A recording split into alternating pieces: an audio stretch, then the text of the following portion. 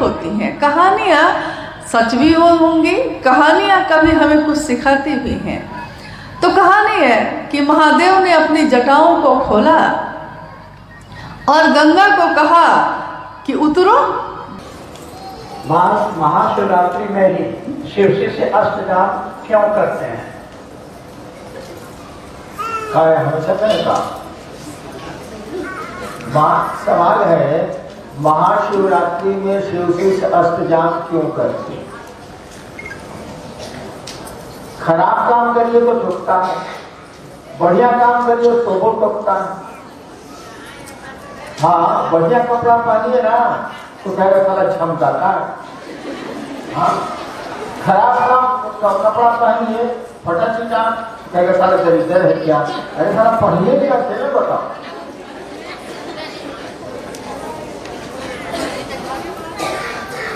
देखिए, शिव की शिष्यता, भगवान शिव की शिष्यता, शरीर तो बड़े पुराने समय। हमारी कुछ किताबें हैं, जैसे लिंग पुराण है, शिव पुराण है,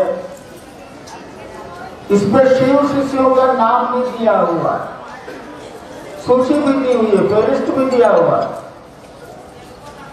शिव पुराण में 112 है, लिंग पुराण में 121 है, बस। यानी 6000-7000 साल का इतिहास हमारे पास है इस देश का। 6000 साल में शिव के शिष्यों की कुल संख्या जो किताबों से मिलती है वह है 121, 121। 60,000 साल में, 6000 साल में शिव के शिष्य कितने हुए? जो प्रमाण हम लोगों को मिल रहे हैं वो है मैक्सिमम, अधिकतम 121, बस। उनमें शिव के शिष्य कितने थे ये तो कहना बड़ा मुश्किल है, लेकिन सूची है, चलिए मान लेते हैं।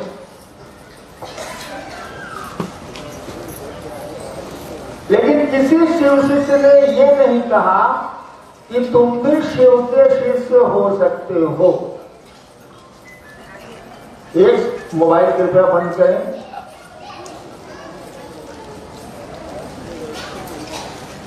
किसी शिव शिष्य ने ये नहीं कहा जनमानस को, लोगों को, कि तुम भी शिव को अपना गुरु मान सकते हो। अपने बाबा को ही अपना गुरु मानने का सिलसिला नहीं शुरू हुआ। अपने बाबा को, यानी कहा जाता है चंदा मामा सबके मामा, अशिव घर घर के बाबा। अपने बाबा को अपना गुरु बनाने का सिलसिला नहीं शुरू हुआ।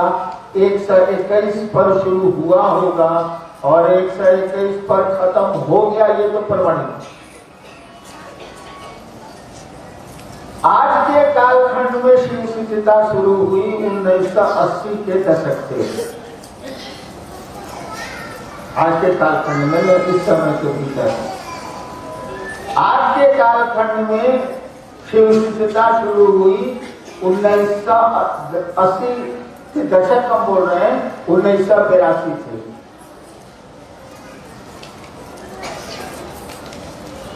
कैसे शुरू हुई ये जैसे आपको क्लियर होगा, स्पष्ट होगा, इस सवाल का उत्तर स्पष्ट हो जाएगा।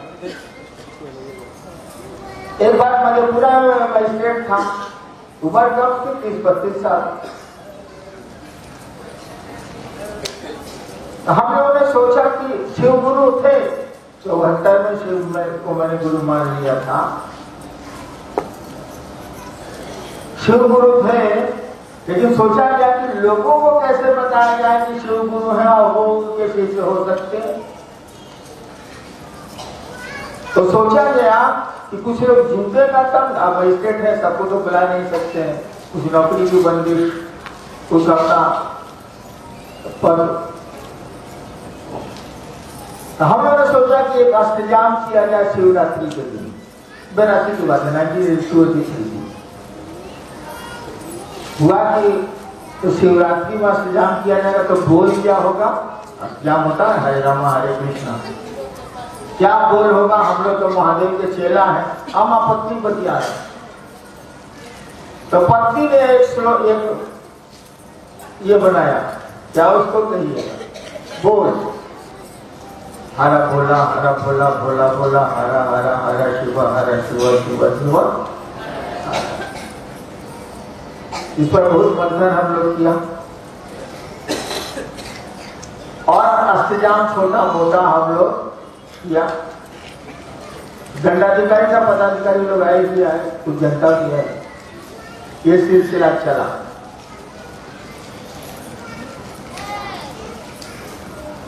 में 1986 में 86 मुझको आदेश मिला कि तुम जो करते हो कहते नहीं हो। उम्र में कोई ये बात मालूम है। और धीरे धीरे उसके पहले भी मैंने कहना शुरू कर दिया था कमरे में कि शिव को गुरु मानिए, शिव गुरु है। लेकिन मैं कहता था, दूसरों को बनाने के लिए मैं नहीं कहता था, मैं कहता था साधना करिए, साधना बतला देता। इसी बीच मेरा तबादला हो गया पटना जिले में मजिस्ट्रेट हो गया। 1990 में 2 साल पटना में 2 साल रहने के बाद फिर हम लोग सोचा कि अष्टजाम शुरू किया जाए, ऑफिस फ्लैट में क्वार्टर मिल गया, शुरू किया जाए। और 1990 में हम लोगों ने पटने में महाशिवरात्रि के दिन अष्टजाम किया। अष्टजाम जैसे खत्म हुआ तो कुछ भीड़ थी, अफसर बैठा, सब पदाधिकारी लोग थे। और वहीं 1990 में अष्टजाम खत्म होने के बाद एक छोटा सा स्पीकर हम लोग के पास, अष्टजाम वाला रहता है ना, राग बजाने वाला रहता है, उसी स्पीकर पर पहली बार शहर में यानी लोगों के बीच मैंने भगवान शिव की बात कही, शिव को गुरु मानने की बात कही, दया मानने और नमः शिवाय करने की बात कही। यही शुरू हुआ सिलसिला, यहीं से 90 से शुरू हुआ। 90 के पहले शिव चर्चा कमरे में चलती थी, बंद कमरे में। 90 में अष्टजाम के ही दिन, जिस दिन खत्म हुआ तुरंत उसके बाद शिव चर्चा लोगों के बीच की गई, इसी माइक के कम सहारा लेके, छोटा माइक सहारा लेके मैंने और निगम ने शुरू की। तो हम लोग शिव के शिष्य हैं, हम लोग ने सोचा कि भैया इसी महाशिवरात्रि के अष्टजाम से शिव चर्चा लोगों के बीच आई है, इसीलिए शिव के शिष्य महाशिवरात्रि के दिन अष्टजाम करते हैं, शिव के प्रति अपना आदर, अपनी श्रद्धा प्रकट करते हैं। और हमारी शिव चर्चा की शुरुआत का माध्यम यही रहा है, वो पानी में तैर जो कूदते हैं लोग, लकड़ी के पटरे पर जाके जंप करते हैं पानी में, आपने बहुत बार देखा होगा। उसको अंग्रेजी में बोलते हैं प्लैंक। लकड़ी का टुकड़ा होता है, इस पर जाता है, खड़ा होता है, डुबुक से मारता है, वहां कूद जाता है। तो महाशिवरात्रि का अष्टजाम हम लोग का वो प्लैंक रहा है, जिसके सहारे हम लोगों ने भगवान शिव की चर्चा लोगों के बीच शुरू की और लोगों को ये प्रेरित किया कि शिव को अपना गुरु आप बनाए। और इसीलिए शिव के शिष्य महाशिवरात्रि के दिन अष्टजाम करते हैं, भगवान शिव के प्रति, अपने गुरु और अपने बाबा के प्रति श्रद्धा अर्पित करते हैं। इनकी दया से, इसी माध्यम से शिव चर्चा लोगों के बीच आई। अब कहीं जाके भक्त होता है, तब भक्ति होती है। तो क्या वैसी भक्ति हम लोग की है कि शिव नहीं तो कोई नहीं? क्या उमा के जैसा है कि वरहु शंभु नहीं तो रहूं कुंवारी, वरण होगा तो सिर्फ शिव का नहीं तो किसी का नहीं होगा? क्या ऐसी भक्ति है? अगर है तब भी शिव के लिए है आप, और नहीं भी है अगर, तो ये रास्ता बहुत सरल है कि गुरु मान लीजिए, तू गुरु बनाना हो जकर देहल चोला बा, दुनिया का भी तोहके देवे वाला भोला बा। तो दुनिया क्या देती हमको? दुनिया तो कभी प्रेम देती है, कभी अपमान करती है, कभी अपना बनाती है, कभी पराया कर देती है। लेकिन महादेव तो ऐसा नहीं करते, वो एक बार अपने हो जाते हैं तो हमेशा अपने ही रहते हैं। तो शिव की पूजा और शिव की चर्चा में दोनों में बड़ा भारी अंतर है। लेकिन शिव की चर्चा आपके मेरे मन में धीरे धीरे शिव के विचार को, उन्हीं के भाव को, उन्हीं के प्रेम को, उन्हीं की भक्ति को गहरा करता चला जाता है। और साहब महेंद्रानंद जी ने कहा है कि शिव की शिष्यता में एक ही चीज अनिवार्य है। क्या? शिष्यानुभूति पढ़ी है आपने? साहब की बोली हुई, वो लिखी हुई किताब है, छोटी सी, 1990 के दशक में छापी गई थी। आप में से किसी ने शिष्यानुभूति पढ़ी है? आओ चले, शिव की और किताब में भी है वो। आपने किसी ने पढ़ी है? गढ़वा में कोई पढ़ा ही नहीं शिष्यानुभूति, पढ़े हैं ना कुछ लोग? तो उसमें एक ही चीज अनिवार्य है, कुछ नहीं है तो कोई बात नहीं, अस्थाई शिष्य भाव, यही एक अनिवार्य चीज है। लेकिन ये अनिवार्य चीज जो है बड़ा मुश्किल है, बहुत कठिन है। लेकिन करत करत अभ्यास के जन्मति होते सुजान। करत करत अभ्यास यानी शिव की चर्चा करते करते, शिव की बात करते करते, दूसरे को स्टेशन पहुंचाते पहुंचाते हम भी पहुंच जाते हैं। दूसरे को महादेव का रास्ता दिखाते दिखाते हम भी उस रास्ते पे चलने लगते हैं। कहता है ना, हमको नहीं देखा हुआ है, तुम दिखा दो, तो हम भी तो उस रास्ते पे चल देते हैं। तो शिव की चर्चा करते करते हमारा मन धीरे धीरे धीरे धीरे शिव के लिए अस्थायी भाव से आने लगता है। एक जिज्ञासा है, शिव गुरु को मानते हैं, उनसे दया भी मांगते हैं, नमन भी करते हैं, पर चर्चा नहीं कर पाते हैं, तो शिव मेरे गुरु नहीं होंगे क्या? चर्चा कैसे कर पाएंगे? दया मांग पाते हैं, नमन कर पाते हैं, लेकिन शिव की चर्चा नहीं कर पाते। शिव से दया मांगना, अगर आपने पहला सूत्र ठीक से कर लिया है तो ये हो ही नहीं सकता है कि आप चुप बैठिएगा, क्योंकि उसके बाद तो आप जो बोलना शुरू करते हैं। जो लोग मूक थे, मौन थे, अपने घरों में बंद थे, उन लोगों ने जब शिव को गुरु बनाया तो ऐसा बोलना शुरू किया कि सामने वाला जब मिलता है तो घबरा जाता है, कहता है पहले ही कि हाँ हाँ हो गया, अब इससे ज्यादा मत बोलिए, हम मानने को तैयार हैं, शिव मेरे गुरु हैं। वो इतना बोलेगा कि महादेव को गुरु बनाए भैया, बनाए, कि लास्ट में वो कह देता है कि हाँ भैया अब मत बोलिए, अब थक गए, थक के वो कहता है कि इससे बढ़िया है कि मांगिए लेते हैं, तो मांग लेता है वो। यानी कि तब भी आप चुप नहीं होते। शिव का ध्यान, शिव का भाव दिल में थोड़ा जागे, दिल में थोड़ा जागेगा तो मुंह से तो अपने आप ही निकलता है। ये शास्त्र से बोली हुई बात है, ये शिव गुरु का मंच है। बोलिए, आपने कभी किसी को विद्वान, बड़े बड़े विद्वान को आके यहाँ बोलते सुना है? कभी नहीं सुना होगा। हमारे गुरुभाई गुरुबानी बोलते हैं, वही भजन गाते हैं, वही चर्चा करते हैं, वही संचालन करते हैं। यानी शिव शिष्यों की ये दुनिया, हाय रे ये दुनिया, हरिंदर की दुनिया, एक हरिंदर निहाल सारी दुनिया। कैसी दुनिया उन्होंने बनाई है, जिसमें कोई शास्त्र नहीं पढ़ा हमने, कोई किताबें नहीं पढ़ी हैं। कितने लोग तो अनपढ़ हैं, दुनिया जिसको कहती है गंवार वो भी है। लेकिन जब महादेव की बात करना शुरू करते हैं तो लोग ठहर के सुनते हैं कि कौन बोल रहा है ये, भैया ये कहाँ से सीखा आपने, वो कहता है, पूछता है। और भैया या दीदी कहती हैं कि भाई ये तो भैया साहब महेंद्रानंद जी का बात है जो हम कह रहे थे। तो उसने कहा कि क्या एक एक लाइन उन्होंने कही है? तो नहीं, उन्होंने सिर्फ इतना ही कहा था कि महादेव को अपना गुरु बनाना। लेकिन जब अपना बना लिए है ना, तो हृदय में भाव अपने आप ही जगता है और मुंह से आवाज भी, शब्द भी, वाक्य भी अपने आप ही निकलने लगते हैं। यानी कि महादेव का ध्यान थोड़ा सा हो जाए, थोड़ा सा भाव हृदय में जग जाए तो चर्चा तो आप खुद ही करने लगते हैं। फिर आप रुकिएगा ही नहीं। इसलिए महादेव से दया जो आप कह रहे हैं कि हम मांगते हैं, उसको सचमुच में मांगिए। इसके लिए मांगिए कि महादेव आपका काम से हो सके, इसके लिए मांगिए।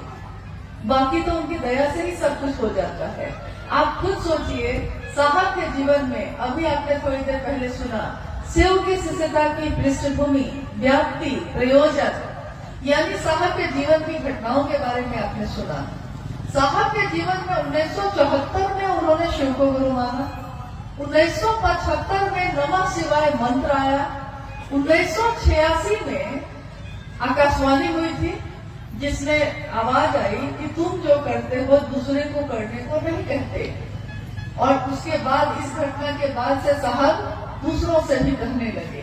हालांकि 1982 से उन्होंने शिव की बात शुरू कर दी थी, लेकिन 1986 के बाद से ये बात बहुत रफ्तार से होने लगी। लेकिन पहला सूत्र क्या है? क्योंकि कहा जाता है कि गुरु का आदेश शिष्य के जीवन का आधार होता है। तो इस तरीके से तो आकाशवाणी जो हुई थी, गुरु का आदेश तो वही था, पहला सूत्र तो वही होना चाहिए था। लेकिन पहला सूत्र क्या हुआ? शिव से दया मांगना, यानी शिव से दया मांगना। साहब ने कहा कि मैंने अपने जीवन की घटनाओं से ये समझा है कि ये नमः शिवाय का आना और जाना, ये भी शिव की दया है। ये आकाशवाणी का मुझको प्रेरित करना महादेव के काम को करने का, ये भी महादेव की दया है। मेरे मन में इस श्लोक का गूंजना कि गुरु र ब्रह्मा गुरु र विष्णु गुरु र देवो महेश्वर, गुरु साक्षात पर ब्रह्म तस्मै श्री गुरुवे नमः। और मेरे मन में गुरु भगवान होते हैं तो भगवान गुरु क्यों नहीं है, भगवान को ही गुरु मान लिया। ये प्रेरणा मेरे मन में भरने वाले शिव की दया है। उस प्रेरणा के बाद मैंने शिव को गुरु मानने के बाद अपनी पत्नी से कहा, उसके बाद दुनिया के लोगों से कहा, नमः शिवाय आया, आकाशवाणी आई, दुनिया में लोग, कुछ लोग 12 लोग 13 लोग पहले शिव के शिष्य बने, फिर उसके बाद सैकड़ों लोग बने, हजारों बने, लाखों बने। आज शिव शिष्यों की संख्या करोड़ों में है। यहाँ तक कि लोग कहते हैं कि गणना हो सकती है क्या? तो हम लोग कहते हैं कि यह असंभव है। क्यों? क्योंकि जैसे ही गणना शुरू करिएगा, इधर से शुरू कीजिएगा कि तब तक तो दूसरा लॉट जारी है। मतलब अभी 5 आदमी का किया है तो 10 आदमी तो और घोषणा होकर रेडी है। कितनी की गणना करिएगा, कितनी की गिनती करिएगा? तो देखिए, गणना नहीं हो सकती, इतने शिव के शिष्य हैं। किसके कारण हुआ? तो पहले सूत्र में साहब ने कहा कि शिव की दया के बिना यहाँ कुछ भी नहीं हो सकता, यहाँ करने जैसा कुछ भी नहीं है। मात्र महादेव की दया ही करने लायक है। देखिए, अभी हम लोग आए तो धूप थी इतनी तेज, महादेव के भाव में हम भी हैं, महादेव के भाव में आप भी हैं। क्या मौसम नहीं बदल गया? कब हवा ठंडी हुई आपको पता भी नहीं चला, आपका ध्यान भी नहीं गया। इससे पहले बहुत गर्मी थी। तो मौसम बदलते हैं, भाव बदलते हैं, मन बदल जाता है, गर्मवानी खुशवानी में बदल जाती है, कुछ भी हो सकता है यहाँ। तो महादेव की दया से सब कुछ हो सकता है। तो पहले सूत्र में साहब ने कहा कि महादेव की दया ही शिष्य के जीवन की शुरुआत करता है। अगर नींव का पत्थर मजबूत हो तो उसमें कितनी भी बड़ी इमारत बनेगी वो मजबूत होगी। नींव का पत्थर यानी कि घर जब हम बनाते हैं तो घर बनाते समय नीचे नींव बनाते हैं, तो नींव बहुत मजबूत बनाते हैं, क्योंकि हम कहते हैं कि नींव मजबूत होगा तब ना दीवार भी मजबूत होगी। तो शिव से दया मांगना उसी नींव की तरह है। अगर शिव से दया मांग लिया है ठीक से, मन से, इसके लिए कि आपका काम हो सके, तो चर्चा तो आप ढूंढाड़ करिएगा और नमन में तो आपका मन दिन रात रहेगा ही रहेगा। इसके सिवा और कोई चारा नहीं है। अब क्या आएगा? हाँ, एक अंतिम जिज्ञासाएं तो बहुत हैं, लेकिन हम सभी समय में बंधे हैं, इसलिए एक अंतिम जिज्ञासा है कि हम गुरु भाई बहनों, हम गुरु भाई गुरु बहनों के जीवन में महाशिवरात्रि का क्या महत्व है। हम लोग महाशिवरात्रि क्यों मनाते हैं। हम सभी गुरु भाई गुरु बहन यानी शिव के शिष्य, हम सभी गुरु भाई गुरु बहनों के जीवन में महाशिवरात्रि का क्या महत्व है, हम महाशिवरात्रि क्यों मनाते हैं। जब साहब मधेपुरा में रह रहे थे उसी समय मां नीलम जी ने कहा कि हमने शिव को गुरु बनाया है तो हम लोग को शिव के लिए कुछ करना तो चाहिए, तो हम क्या कर सकते हैं।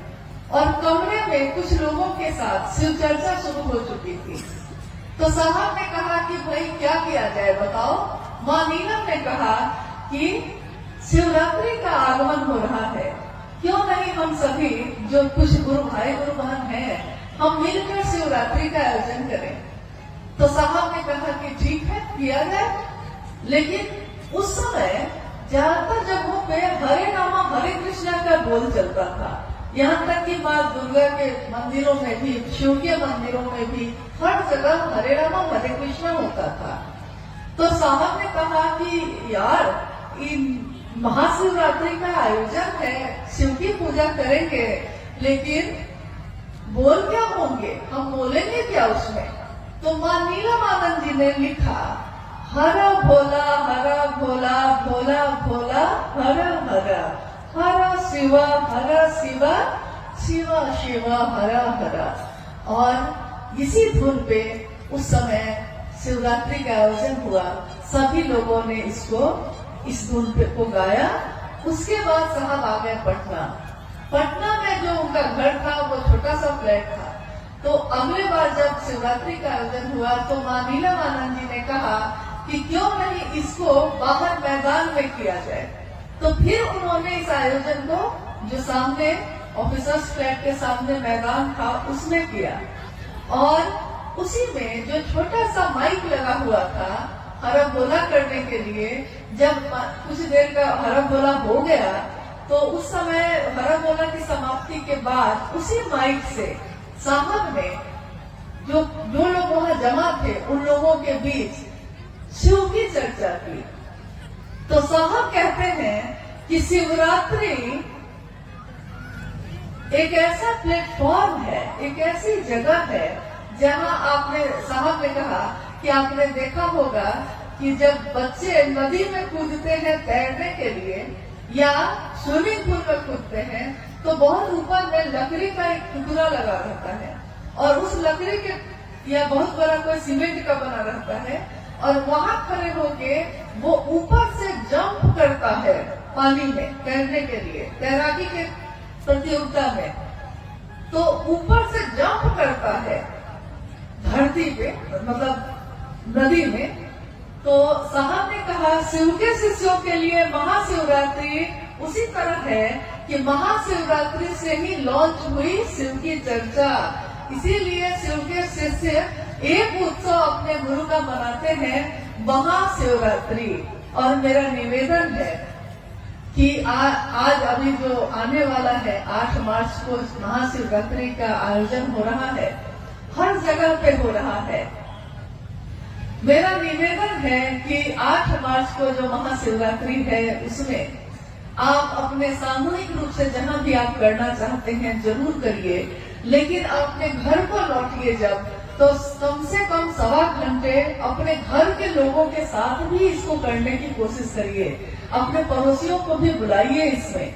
और इसके साथ साथ सजाइए अपने घर को, अपने मोहल्ले को, अपने दरवाजे को, क्योंकि शिव की रात्रि नहीं है, महाशिवरात्रि है। शिव के शिष्यों के लिए शिव की चर्चा का आगाज करने वाली है। तो हम नमन करते हैं अपने साहब दीदी को, अपने गुरु शिव को, कि महादेव की दया हम सभी पे बनी रहे, हम सबका जीवन शिवमय हो, सुगंधमय हो। साहब ने जो चाहा है शिव के लिए शिव को, हम सभी शिव के शिष्य भी शिव के लिए शिव को चाहें। दुनिया के बदलने वाला आता है तो हम उसको कहते हैं युग पुरुष, महामानव। महाशब्द आप गौर करिएगा कि महाशब्द जब भी लगा है महादेव के लिए लगा है, या महादेव जैसा ही कोई आया है, महादेव का संदेश लेकर कोई आया है तो उसके लिए लगा है। तो हम कहते हैं साहब श्री हरिंदरानंद जी को महामानव हैं, वो युग पुरुष हैं वो। तभी तो हम गीत गाते हैं, स्वागत है हे युग पुरुष तुम्हारा, युग पुरुष तुम्हारा। पूरे युग का जो पुरुष है उसको हम कह रहे हैं स्वागत है हे युग पुरुष तुम्हारा। तुमने जमीन पे शिव गुरु को उतारा, कि हम उनका स्वागत करते हैं, हम उनके लिए कृतज्ञ होते हैं जिन्होंने इस जमीन पे शिव को ही उतार दिया। हम कहानियाँ पढ़ते हैं, हम कथाएं सुनते हैं। हमने कहानियों में पढ़ा है कि जब माँ गंगा नदी को हम कहते हैं माँ गंगा नदी जब इस धरती पे पृथ्वी पे उतरी थी, उसके पीछे की कहानी है कि एक राजा थे भगीरथ। राजा भगीरथ ने तपस्या की, और तपस्या की किसके लिए? कि उनके पूर्वजों का जो निधन हो गया, मृत्यु को प्राप्त हुए, उनको मुक्ति नहीं मिल पाई, मोक्ष नहीं मिल पाया, यानी ईश्वर के में एक नहीं हो पाए। तो लोगों ने कहा कि अगर गंगा का पानी आपके पूर्वजों की अस्थियों को मिल जाए तो मुक्ति हो जाएगी। और ये सुनकर राजा भगीरथ ने तपस्या शुरू की।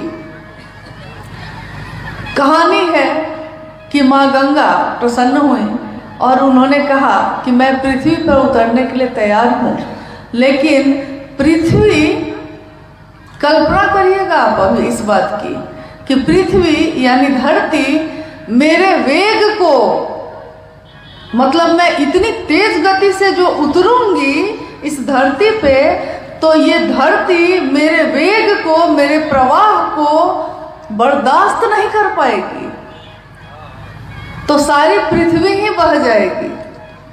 तो मैं उतरना तो चाह रही हूँ, तैयार भी हूँ, लेकिन उतरूँ कैसे, क्योंकि पृथ्वी ही बह जाएगी। तब कहानी है कि राजा भगीरथ ने शिव की तपस्या की और निवेदन किया।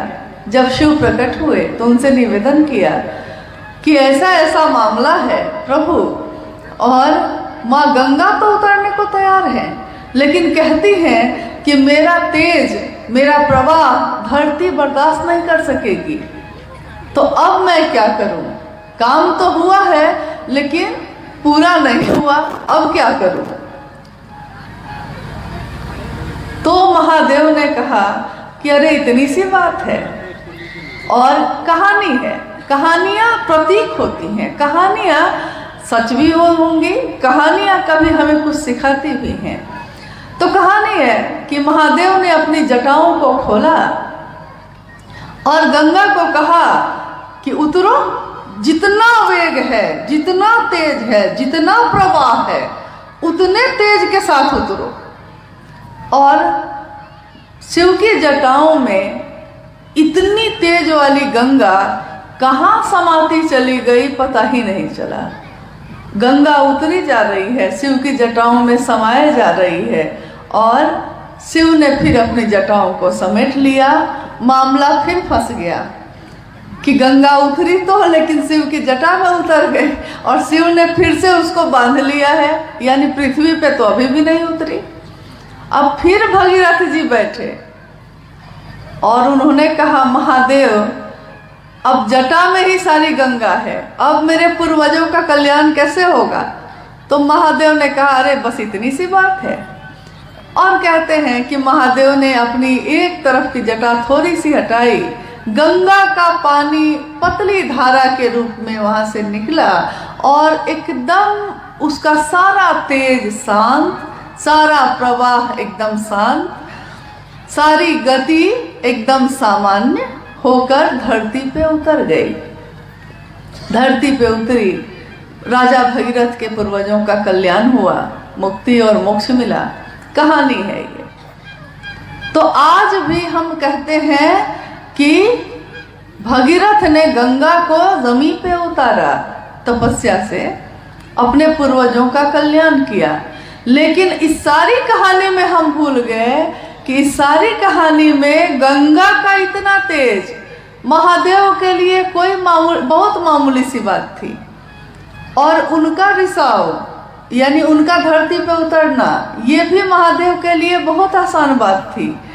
तो बड़ी से बड़ी गति को, बड़े से बड़े तेज को, बड़े से बड़े प्रवाह को जो महादेव पल में, क्षण का भी क्षण नहीं लगता, सेकंड का भी सेकंड नहीं लगता, और उसको अपनी जटाओं में शामिल कर लेते हैं।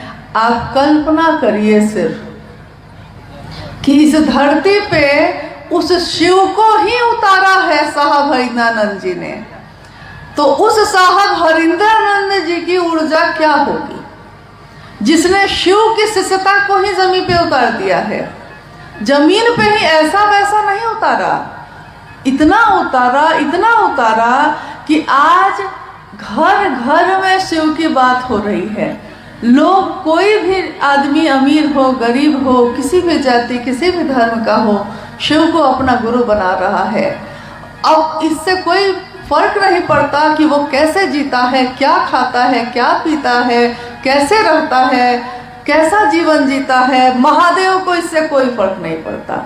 महादेव सबके भाव को ग्रहण करते हैं। कहते हैं महादेव के पास हृदय की हुंडी ही स्वीकार होती है। हृदय की हुंडी मतलब हृदय ही वहाँ स्वीकार किया जाता है। सामान का वहाँ कोई मोल नहीं है। बड़ी से बड़ी संपदा का, जिसने सबको संपदा बांटी हो, उसको हम क्या संपदा देंगे। जिसकी दया, जिसकी करुणा से फूल खिलते हैं, बारिश होती है, उसको हम क्या जल चढ़ाएंगे, हम क्या बेलपत्र चढ़ाएंगे। यानी महादेव भाव के भूखे हैं, भाव ही वहाँ ग्रहण होते हैं। और अभी अभी मैंने कहा कि आप कल्पना कर लीजिए कि जिस शिव के बारे में हम बात भी करने की बिसात नहीं रखते, तेरी चर्चा कर सकूं मैं इतनी बिसात क्या है। अभी अभी भाई क्या नाम है उनका, ईशु गोस्वामी जी, हाँ, गा रहे थे। बहुत दिनों बाद मैंने ये भजन सुना। साहब और दीदी नीलम आनंद जी भी इस भजन को गाती थी, या उनके सामने उस समय पुराने गुरु भाई लोग गाते थे। आजकल देखती हूँ कि पुराने भजनों का प्रचलन थोड़ा कम हो गया है, लेकिन जैसे ही ये भजन बजने लगा, साहब और दीदी की सारी स्मृति ऐसे उभर के आई कि लगा जैसे वो बैठे हैं और हम सब उनके सानिध्य में बैठे सुन रहे हैं कि हे महादेव, मैं आपकी चर्चा कर सकूं इतनी बिसात भी मेरी नहीं है, आपको नमन भी कर सकूं इसके योग्य भी हम नहीं हैं, लेकिन तब भी आपकी चर्चा कर रहे हैं, आपको नमन कर रहे हैं। मामूली बात नहीं है ये। तो हम जिस चीज़ को बहुत मामूली समझते हैं, अरे चर्चा ही न है, चर्चा है कर लेंगे, महोत्सव न है आयोजित कर लेंगे, फटाफट करना है कर लेंगे, कौन सी बड़ी बात है, हम सोचते हैं। लेकिन हम उस समय ये नहीं सोचते कि हम किसकी बात कर रहे हैं। हम उस महादेव की बात कर रहे हैं जिनके बारे में दुनिया ने अनेक नामों से नवाजा है। महादेव को, एकमात्र महादेव को अघोरेश्वर कहा गया, यानी अघोर के भी जो ईश्वर है, अघोर जो कभी घोर नहीं होता, कुछ भी हो जाए वो परम शांत ही रहते हैं। अघोरेश्वर, अघोरों के भी ईश्वर। और अघोरा कहा गया माँ काली को, यानी शिव की शक्ति को। यानी शिव और उनकी शक्ति अघोर है, अघोरा है, बाकी सब है तो घोर है। लेकिन साहब हरिंद्रानंद जी ने लिखा है और उन्होंने अपनी चर्चाओं में भी कहा है कि शिव क्या है, वो आवेश रहित आवेश है। आवेश रहित आवेश, ये पढ़ने पे समझ में नहीं आता है, लगता है कि कोई बहुत बड़ी बात हो रही है, लेकिन इसको समझने के लिए आप ऐसे समझ सकते हैं कि आवेश रहित आवेश का अर्थ ये होता है कि पूरी ताकत है, पूरी ऊर्जा है। यहाँ तक कि जितने भी आवेश यानी कि जितनी भी ताकत, जितनी भी शक्ति, जितनी भी ऊर्जा पैदा होती है वो एकमात्र महादेव के पास से ही पैदा होती है और कहीं से नहीं। जहाँ से सारी धाराएं निश्रित हुई हैं, जहाँ से सारे आवेश पैदा होते हैं, वो खुद शिव परम शांत अघोर है, अघोरेश्वर है, परम शांत है। लेकिन याद रखना है हम लोगों को, आवेश है, आवेश रहित बन के बैठे हैं। आवेश नहीं है ऐसा नहीं है, सारी चीजें वहीं से निकलती हैं। जैसे आपने देखा होगा कि हमारे घर में बिजली का तार लगा होता है, तो बिजली के तार के ऊपर रबर चढ़ाया रहता है। अगर वो रबर कहीं से कट जाए और आपका हाथ उससे छू जाए तो क्या होगा? इतना तो आप लोग जानते हैं कि क्या होगा, करंट लगेगा। कह रहे हैं भाई कि करंट लगेगा, और ऐसा वैसा नहीं लगेगा। जितना वोल्ट का उसमें रहेगा सप्लाई, उतना वोल्ट का झटका लगेगा।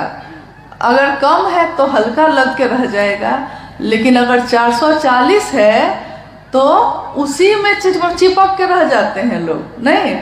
लेकिन उसी आवेश में, उसी ऊर्जा में रबर चढ़ा हुआ है या तांबा का तार से ऊपर से कवर किया हुआ है, तो छोटा बच्चा भी उस तार के ऊपर कूदता है, हाथ से उठा के इधर से उधर रख देता है, फेंक देता है, कोई फर्क नहीं पड़ता।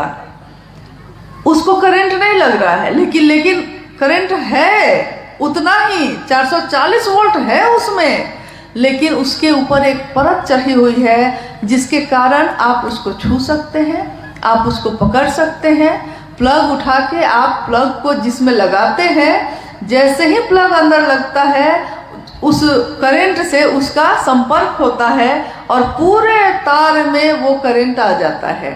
यानी आवेश पूरा का पूरा है वहाँ, लेकिन रबर चढ़ा हुआ है, इसलिए आवेश होते हुए आवेश रहित हैं। महादेव भी वैसे ही हैं। सारे काल को भी जिससे डर लगता है, सारी ऊर्जा का जहाँ से अक्षर स्रोत है वो, लेकिन हमारे आपके जैसे लोगों को के लिए कि हम उनको सुन सकें, हम उनको महसूस कर सकें, हम उनके बारे में बात कर सकें, वो महादेव आवेश रहित होकर बैठा है। तो दुनिया ने कहा कि भोला है ये, भोला बाबा, और किसी को कहा है दुनिया ने? सबको कहा है भगवान है, कोई गलती हो गई तो बड़ा दंड मिलेगा। लेकिन महादेव को तो हम शुरू से बाबा ही समझते आए हैं। महादेव तो अपने हैं, महादेव तो ऐसे हैं जिनको कैसे भी जल चढ़ाइए वो खुशी हो जाते हैं। यहाँ तक कि साहब ने एक बार एक कहानी सुनाई।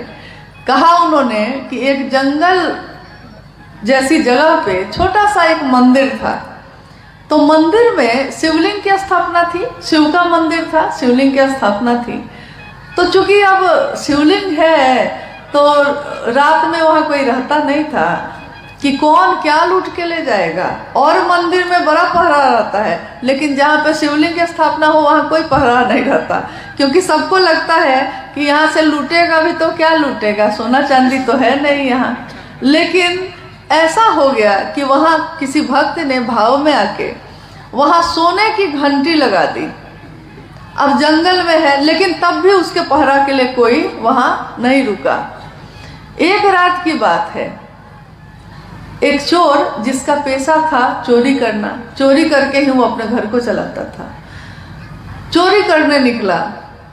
सब घर में वो अपना देख लिया, बेचारे को कहीं पे मौका नहीं मिला चोरी करने का, चोरी नहीं कर सका।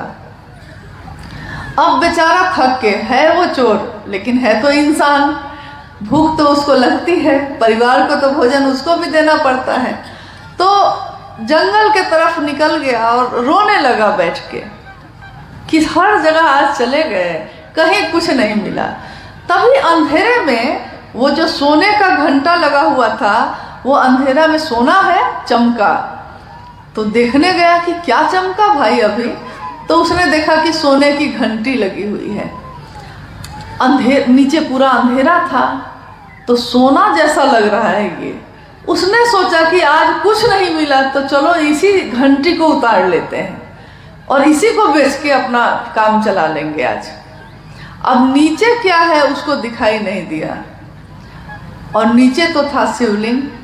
उसने सोचा कि ईंटा या चट्टान कुछ है, पैर से ऐसे ऐसे अंधेरे में टटोला, कुछ दिखाई नहीं दिया तो देखा कि ऊंची कोई जगह है लगता है, तो पैर को उसी पर रख के खड़ा हो गया और घंटी जो पकड़ा तो घंटी बजने लगी, टन टन टन टन। कहानी है कि महादेव प्रकट हो गए। महादेव ने कहा मांगो क्या मांगते हो भाई, मैं तुमसे अति प्रसन्न हूँ। चोर घबरा गया, उसको लगा कि मेरे साथ ये क्या हो गया, आज तक तो ऐसा कभी हुआ नहीं, मैंने कोई भक्ति नहीं की, मैंने कभी महादेव का नाम भी नहीं लिया और सीधे महादेव प्रकट होके कहते हैं कि अति प्रसन्न हूँ, ऐसा मैंने क्या कर दिया। तो उसने कहा कि प्रभु मैंने तो आपके लिए कुछ नहीं किया। महादेव ने कहा कि अरे क्या बात करते हो, लोग मुझ पे जल चढ़ाते हैं, धतूरा चढ़ाते हैं, बेलपत्र चढ़ाते हैं, तुमने तो अपने आप को ही चढ़ा दिया है। तो कहते हैं कि कहानी है कि भाई चोर ने जो मांगा मिला और वापस चला गया। सोचिए महादेव जिससे सारे देवी देवता डरते हैं, जिसकी पूजा राक्षस भी करते हैं, दुनिया जिनके आगे झुक के नमन करती है, वो महादेव किसी भी तरह से प्रसन्न हो जाते हैं। तभी मैंने कहा कि भोला कहते हैं हम उनको। और साहब श्री हरिनानंद जी ने उस शिव को जमीन पे उतार दिया। तो ये कौन सी तपस्या की होगी उन्होंने और किन लोगों की मुक्ति और मोक्ष के लिए ये काम किया होगा, क्योंकि राजा भगीरथ ने तो अपने पूर्वजों के लिए किया था, लेकिन साहब हरिनानंद जी ने मेरे आपके जैसे असंख्य लोगों तक, जिसके पास भी ये संदेश पहुंचता है कि शिव मेरे गुरु हैं, तुम्हारे हो सकते हैं, उन असंख्य लोगों तक ये बात पहुंचाने की बात की है। और प्रतिदिन लाखों व्यक्ति, लाखों लोगों से, यहाँ तक कि इस पल जब यहाँ ये चर्चा घटित हो रही है, इस समय में भी कितने जगह पे कोई ना कोई गुरु भाई, कोई ना कोई गुरु बहन अभी अपने गुरु की बात कर रहा होगा और शिव के शिष्य होने की घोषणा हो रही होगी उसकी। जागा जागा महादेव से वो जगह जग रहा होगा। आज भी, अभी भी, यानी पल प्रति पल, प्रतिदिन लाखों की संख्या में शिव के शिष्यों की घोषणा हो रही है, शिव की शिष्यता बढ़ती चली जा रही है। लेकिन आपने कभी सोचा है कि क्या मेरे करने से ऐसा हो रहा है या आपके करने से ऐसा हो रहा है, या जो आज घोषणा कर रहे हैं उनके करने से ऐसा हो रहा है? जी नहीं। इसमें ऊर्जा उसी की काम कर रही है जिसके तार है हम लोग, बस और कुछ नहीं है हम लोग। तार जिस दिन कट गया ना तो बिजली का सप्लाई भी बंद हो जाएगा। हम लोग बस तार हैं, साहब उसका ट्रांसफार्मर है, और हम लोग के पास जितना हम सह सकते हैं, जितना हम बर्दाश्त कर सकते हैं, उतना सप्लाई वो देते रहते हैं। ऊर्जा शिव की जो उनके दिल में उतरी, जो नमः शिवाय के रूप में सांसों में उतरी, उसको उन्होंने विश्व मानव के कल्याण के लिए, विश्व मानव के लिए कि वो शिव का शिष्य हो सके, इस धरती पे उतारा।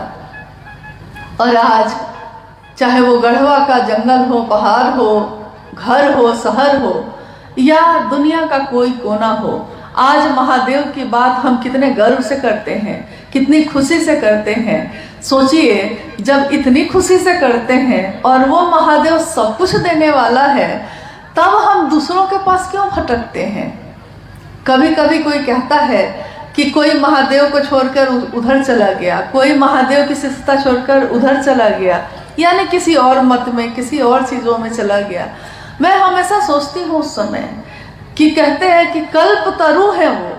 कल्प तरु का अर्थ होता है एक ऐसा पेड़ जिसके नीचे जब आप खड़े हो जाइए तो आपके मन में जितनी इच्छाएं पैदा होंगी वो सारी इच्छाओं की पूर्ति करता चला जाता है। कल्प तरु है शिव, और शिव के छाया के तले खड़े होकर शिव के नीचे खड़े होकर हम भिक्षा का पात्र लेकर दूसरों के सामने क्या मंडरा रहे हैं? कौन है उनसे बड़ा? एक बार एक फकीर एक राजा के पास गया, राजा के दरबार में गया। फकीर बेचारा बहुत आर्थिक संकट में था तो फकीर, जीवन में कुछ था नहीं, अब खाने को भी नहीं था।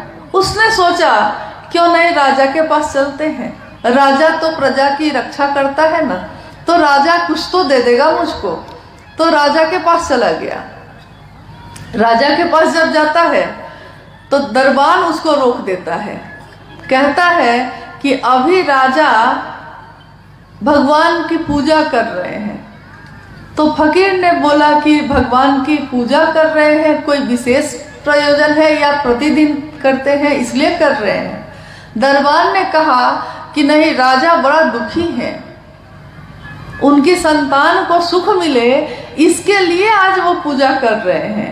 फकीर ने कहा ठीक है, तब अब मैं चलता हूँ। दरबार ने कहा कि अरे अभी अभी तो आए थे, अभी राजा उठ जाएंगे तो जो तुमको मांगना होगा मांग लेना। फकीर ने कहा कि जो खुद ईश्वर से मांग रहा है तो उससे मैं क्या मांगूं, मैं भी खुद ही ईश्वर से मांग लूंगा। तो देखिए यहाँ कोई दूसरा हमको क्या दे सकता है, लेकिन वो महादेव वो भी दे सकता है जो हमारे भाग्य में नहीं होता, जो हमारे किस्मत में नहीं होता। वो कौन दे सकता है? तो वो महादेव दे सकते हैं। क्यों दे सकते हैं? क्योंकि सबसे बड़ा मास्टर वही हो सकता है जिसने इस दुनिया को बनाया हो। जो बनाता है उसी को पता होता है उसके हर चीज का। देखा होगा आपने कि कोई बढ़ई है, वो टेबल बनाया है या पलंग बनाया है, मान लीजिए पलंग बनाया है। अब वो पलंग में कहीं कहीं कुछ खराबी हो रही है तो आप उसी बढ़ई को खोजने जाते हैं। क्यों? क्योंकि दूसरे बढ़ई को बुलाइएगा तो उसको खोजना पड़ेगा, कौन काटी कहाँ लगा है, कैसे लगा है, कैसे ठोका गया है। लेकिन जिसने बनाया है उसको पूरा का पूरा पता है कि कहाँ बड़ी कांटी लगी है, कहाँ छोटी, कहाँ कौन लकड़ी लगी है, कहाँ कौन तख्ता लगा है, सब पता है उसको। तो सबसे अच्छा वही बना सकता है। महादेव की इच्छा से ये सृष्टि बनी, महादेव की इच्छा से ये दुनिया बनी, तो महादेव से अच्छा कौन जानेगा कि मेरे मन की बीमारी कैसे ठीक होगी? क्योंकि महादेव को मेरे रोम रोम का पता है, हर चीज का पता है। और वो जिनके बारे में कहा जाता है कि करता करे न कर सके, शिव चाहे सो होए, 3 लोक 9 खंड में शिव से बड़ा न कोई। शिव से बड़ा कोई भी नहीं है तीनों लोकों में, 9 खंडों में। तो जो वो चाहते हैं, शिव की इच्छा में ही बल है, जो शिव चाहते हैं वही होता है। तो जब हम शिव के पास खड़े हैं, जब शिव हमारे गुरु हैं, जब वो शिव ही हमको सब कुछ दे सकते हैं जो मेरे लिए जरूरी होगा, तो हम दूसरों के पास क्यों भटक रहे हैं? और इतनी बड़ी विधा दुनिया में जहाँ भी हम लोग जाते हैं, जहाँ भी साहब हरिंद्रानंद जी के इस संदेश को दोहराते हैं, वहाँ के लोग कहते हैं कि इतनी सुंदर बात तो हमने आज तक सुनी नहीं, कितनी अद्भुत बात है, कितनी अच्छी बात है। महादेव मेरे गुरु होंगे, मैं उनका शिष्य होऊंगा। अरे हम लोग को आता ही क्या है?